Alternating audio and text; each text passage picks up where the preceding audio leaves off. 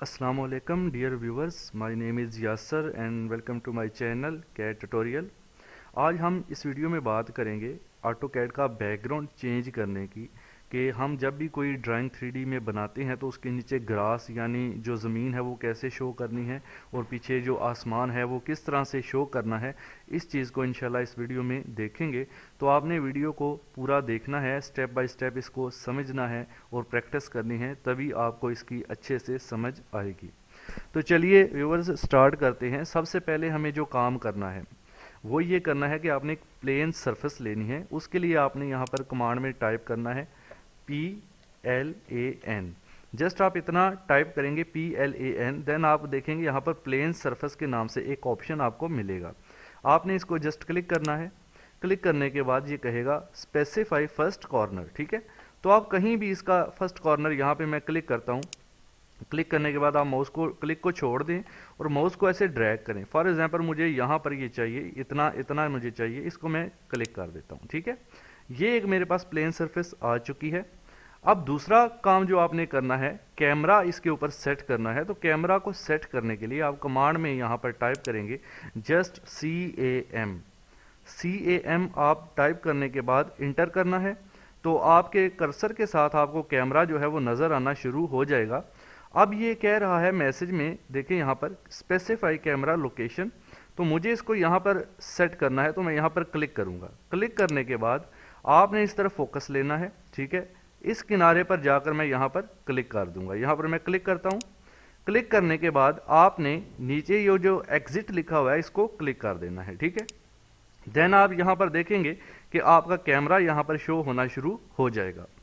तो next step viewers आपने ये करना है कि इसका व्यू चेंज करना है। आप यहाँ पर ये जो टॉप व्यू लिखा हुआ है इस पर क्लिक करेंगे। देन आपने या तो लेफ्ट में कर लेना है या फिर राइट में कर लेना है। क्योंकि हमारा कैमरा अभी फ्रंट में है, इसको हम लेफ्ट में करके थोड़ा सा सेट करते हैं। तो मैं लेफ्ट पे यहाँ से क्लिक करता हूँ। देन हमारा व्यू आप देख सकते हैं कि लेफ्ट में चेंज हो चुका है, ठीक है। जूम कर लेते हैं थोड़ा सा। अब कैमरा के ऊपर हम क्लिक करेंगे। क्लिक करने के बाद इसका व्यू हमें यहाँ पर नजर आएगा, ठीक है जी। आपने क्या करना है, ये जो ब्लू एरो है ये ऊपर की तरफ मूव करने के लिए होता है और जो ग्रीन एरो है ये आगे की तरफ या पीछे की तरफ मूव करने के लिए यूज होता है। हमें कैमरा को थोड़ा ऊपर की तरफ मूव करना है, तो हम इसको जस्ट ऐसे क्लिक करेंगे। क्लिक करके छोड़ देना है, क्लिक करके नहीं रखना आपने। तो क्लिक करके छोड़ने के बाद माउस को थोड़ा सा ऊपर ऐसे ड्रैग करें, जस्ट ऐसे, ठीक है। तो मैंने कुछ इस तरह से इसको ऐसे ड्रैग कर लिया, ठीक है। यहां पर मैं क्लिक कर देता हूं। ये मैंने इसको यहां पर सेट कर दिया। इतना काम करने के बाद आपने इस व्यू को यहां से क्लोज कर देना है। तो अब हमने जो कैमरा का व्यू सेट किया है वो व्यू हमने ज़रा देखना है। तो कैसे देखेंगे, आप जस्ट यहाँ पर व्यू पे जाएंगे, ये जो लेफ्ट व्यू लिखा हुआ है यहाँ पर क्लिक करेंगे। देन यहाँ पर तो ये प्री सेट व्यूज़ होते हैं, जो हम कैमरा वगैरह सेट करते हैं यहाँ पर कस्टम में आ जाता है। तो आप कस्टम मॉडल व्यू पर जाएंगे और अपना कैमरा 1 का जो व्यू अभी सेट किया है उसको क्लिक करेंगे। देन यू कैन सी ये हमारा कैमरा 1 का व्यू है, ठीक है। तो अभी हमें क्या करना है, हमें बैकग्राउंड चेंज करना है। तो बैकग्राउंड चेंज करने से पहले इसको हमने मटेरियल लगाना है ग्रास का। तो ग्रास का मटेरियल लगाने के लिए ग्रास के मटेरियल की इमेज मैंने डेस्कटॉप पर सेव जो है वो कर रखी है। तो पहले हम उसको यहाँ पर लगाते हैं। तो मटेरियल लगाने के लिए आप यहाँ पर ये जो यहाँ पर आपने एक काम याद रखें, 3D मॉडलिंग आपका ऑन होना चाहिए, ठीक है। या तो आप रेंडर में जा सकते हैं यहाँ से, और यहाँ से आप मटेरियल ब्राउजर को यहाँ से क्लिक कर सकते हैं। यहाँ आप कमांड में टाइप कर सकते हैं MAT। तो मटेरियल ब्राउजर यहाँ पर आ जाएगा। यहाँ पर हमारे पास एक मटेरियल पहले से पड़ा हुआ है, हम इसको यूज नहीं करेंगे। हम इसका डुप्लीकेट लेंगे, राइट क्लिक देन डुप्लीकेट, ठीक है। और ये जो डुप्लीकेट आया है इसको ग्रास के नाम से यहाँ पे रीनेम कर देंगे। रीनेम करने के बाद इसको एडिट करना है, तो आप इस एडिट के आइकन पे क्लिक कर सकते हैं या आप इसको डबल क्लिक कर सकते हैं। डबल क्लिक करने के बाद यहाँ पर आपको एक इमेज का ऑप्शन देगा, तो आपने इस इमेज के ऑप्शन पर क्लिक करना है। देन कहेगा कि आप अपनी इमेज चूज करें। तो डेस्कटॉप मेरे पास ओपन है, यहाँ पर ये ग्रास की 2-3 इमेजेस मेरे पास पड़ी हैं, ठीक है। तो यहाँ पे मैं आपको प्रीव्यू करके इसको दिखा देता हूँ। एक ये इमेज है मेरे पास और दूसरी मेरे पास ये इमेज भी पड़ी है, ठीक है। तो मैं यहाँ से ये दूसरी वाली यूज कर लेता हूँ, ठीक है। इसको मैं क्लिक करता हूँ ओपन। तो आप देखेंगे ये मटेरियल यहाँ पर शो करने लगा है। अब आपने यहाँ से नीचे आना है, यहाँ पर स्केल देखिए 1 फीट। अगर मैं इसका स्केल बढ़ाऊंगा तो ही मुझे सही से ग्रास यहाँ पे नजर आएगा। मिसाल के तौर पर मैं अभी इसको क्लोज करता हूँ। क्लोज करने के बाद इसको ग्रास अप्लाई करना है, तो कैसे करेंगे, जस्ट इसको सिलेक्ट करेंगे। राइट क्लिक करेंगे और असाइन टू सिलेक्शन, ये इसके ऊपर आपका जो है सिलेक्ट हो चुका है, असाइन हो चुका है, लेकिन ये भी हमें नज़र नहीं आ रहा। उसके लिए हमें जस्ट यहाँ से इसका व्यू क्लिक करके यहाँ से रीलास्टिक में क्लिक करना होगा। देन आप देख सकते हैं कि आपका जो व्यू है वो आपको क्लियरली नज़र यहाँ पर आ रहा है। अब इस ग्रास के दरमियान में फासले को बढ़ाने के लिए, कम करने के लिए हम क्या करेंगे, इसको एडिट करेंगे। तो मटेरियल को एडिट करने के लिए आप इस पर दोबारा डबल क्लिक करें, देन आप इस इमेज के ऊपर क्लिक करें, देन यहाँ पर नीचे आ जाएं। इसका साइज़ है, यहाँ पर साइज़ चेंज करते हैं। मैं इसका साइज़ 500 यानी 500 फीट लिखता हूँ, ठीक है, दोनों का। यहाँ पर आप देखेंगे जैसे ही मैंने 500 फीट लिखे, आप पीछे प्रीव्यू में चेक करें तो इसका यहाँ पे आपको डिस्टेंस ओपन होता हुआ नज़र आएगा, ज़मीन भी नज़र आएगी थोड़ी थोड़ी।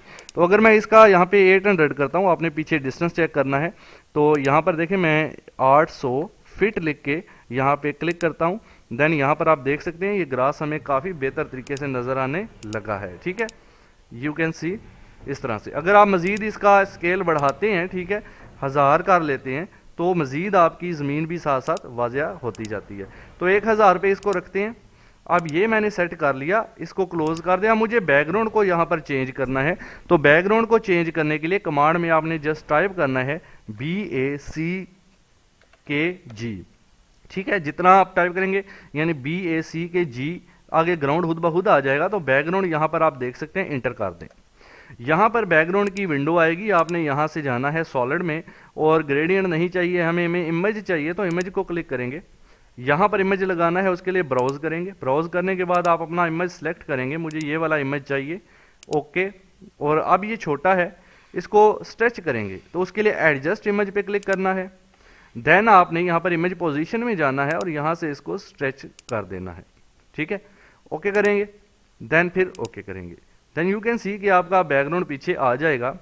अब इसको थोड़ा सा हमें सेट करना होगा, शिफ्ट का बटन दबा के रखें और माउस का व्हील भी दबा के रखें, ठीक है। फिर हम इसको थोड़ा सा नीचे की तरफ ऐसे रोटेट कर सकते हैं।